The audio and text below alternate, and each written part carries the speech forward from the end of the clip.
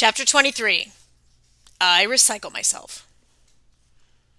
When someone says it's the squirrel, you don't ask questions. You run. The barking alone was enough to scare the meat out of me. I grabbed my hotel issued sword on the way out. Since I was wearing green silk Valhalla pajamas, I doubted I would need it.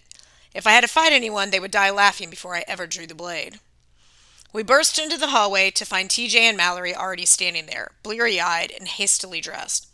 "What was that sound?" Mallory scowled at me. "And why do you have a dwarf and an elf in your room?" "Squirrel!" Blitzen yelled, slamming my door shut.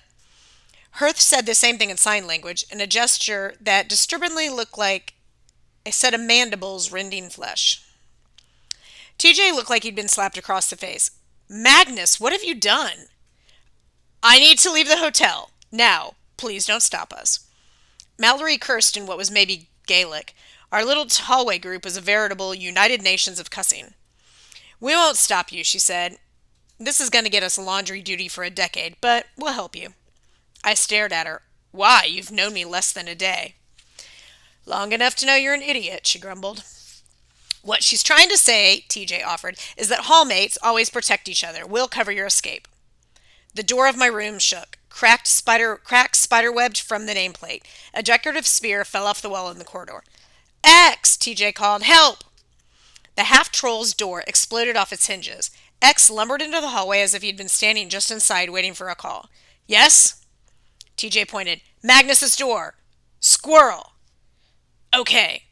X marched over and shoved his back against the door. It shuddered again, but X held firm. Enraged barking echoed from inside. Half-born Gunderson stumbled out of his room wearing nothing but smiley-faced boxers, double-bladed axes in his hand. "What's going on?" He glowered at Blitz and Hearth. "Should I kill the dwarf and the elf?" "No!" Blitzen yelped. "Don't kill the dwarf and the elf." "They're with me," I said, "and we're leaving." "Squirrel," TJ explained. Half-born shaggy eyebrows achieved orbit. "Squirrel, as in squirrel, squirrel?" "Squirrel, squirrel," Mallory agreed, "and I'm surrounded by morons."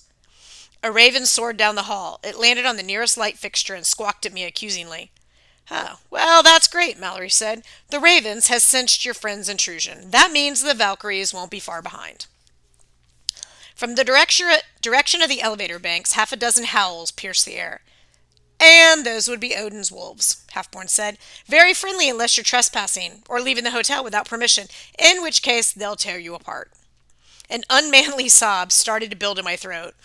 I could accept being killed by a squirrel, or an army of Valkyries, or even another axe to my face, but not wolves. My legs threatened to give out beneath me. "Blitz and Hearth," my voice trembled. "Is there any alarm you guys failed to set off?" "Not fair," Hearth signed. "We avoided the tree mines." "Tree mines?" I wasn't sure I understood him correctly. Half-born Gunderson hefted his axe. "I'll slow down the wolves. Good luck, Magnus." He charged down the hall screaming, "Death!" while the smiley faces rippled on his boxer shorts. Mallory's face turned red. With embarrassment or delight, I couldn't tell. "I'll stay with X in case the squirrel breaks through," she said. "TJ, you take him to recycling." "Yeah." "Recycling?" Blitz said. Mallory drew her sword. "Magnus, I can't say it's been a pleasure, because you have been a true pain in the Nari. Now, get out of here." The door of my room shuddered again. Plaster rained from the ceiling. "The squirrel is strong," X grunted. "Hurry!" TJ fixed his bayonet. "Let's go." He led us down the corridor, his blue Union jacket over his PJs. I got a feeling he probably slept in the jacket. Behind us, wolves howled and Half-born Gunderson bellowed in Old Norse. As we ran, a few Einherjar opened their doors to see what was going on. When they spotted TJ with his bayonet, they ducked back inside.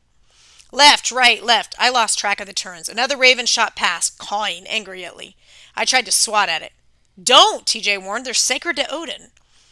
We were just passing a T in the hallway when a voice shouted, "Magnus!" Ugh, I made the mistake of looking. To our left, 50 feet away, Gunilla stood in full armor, a hammer in either hand. "Take another step, and I will destroy you." TJ glanced at me. "You three keep going. Next right, there's a chute marked recycling. Jump in." "But no time," TJ grinned.